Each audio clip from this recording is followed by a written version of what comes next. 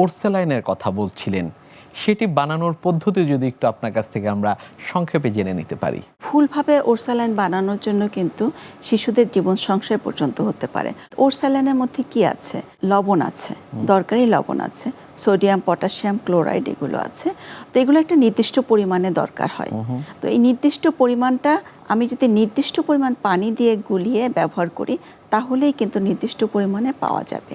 সেক্ষেত্রে স্যালাইনের প্যাকেটের গায়ে যে নির্দেশনা দেওয়া আছে সে অনুযায়ী এটা গোলাতে হবে, অর্থাৎ পরিষ্কার বিশুদ্ধ পানি।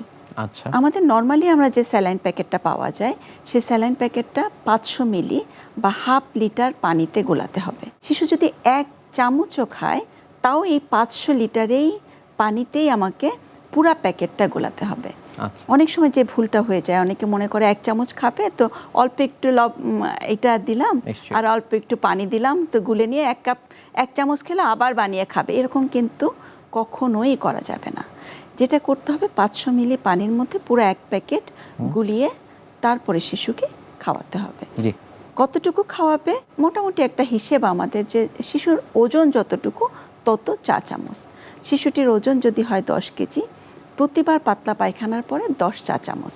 এটা আমাদের একটা নর্মাল হিসেব, যে এইভাবে খাওয়ালে মারা কোনো সমস্যার সম্মুখীন হওয়ার কথা নয়। অনেক ধন্যবাদ আপনাকে আমাদের আজকের এই অনুষ্ঠানে আসার জন্য। ধন্যবাদ আপনাকে।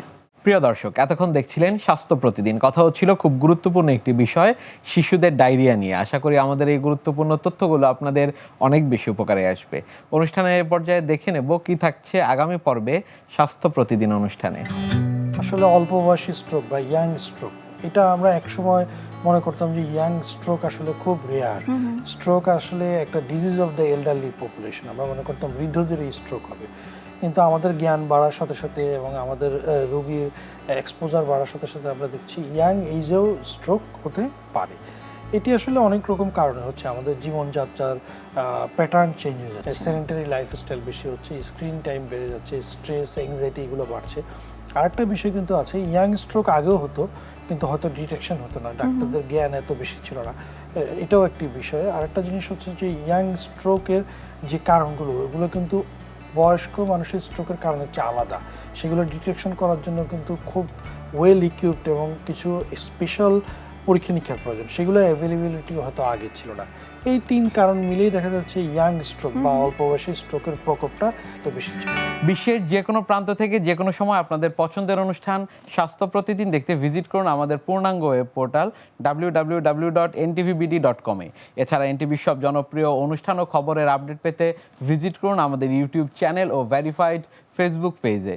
আজ এখানেই শেষ করছি, আগামীতে আবারও দেখা হবে। সে পর্যন্ত আপনারা সবাই ভালো থাকুন, সুস্থ থাকুন, এনটিভির সাথেই থাকুন।